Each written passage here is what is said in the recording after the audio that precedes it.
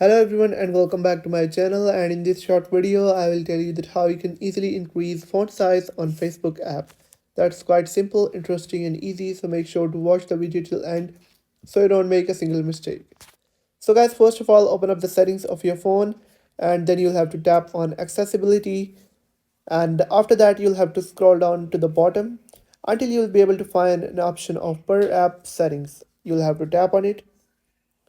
On this section you can modify the settings for an individual app, and in order to do that you'll have to tap on add app and then simply search for Facebook, and then to tap on Facebook and then tap on Facebook again, and that is the second option is larger text. You'll have to tap on it, and you'll be able to find a slider that you can use to change the font size for your Facebook application. You can set it according to your need, and after setting it, go back and it will be changed.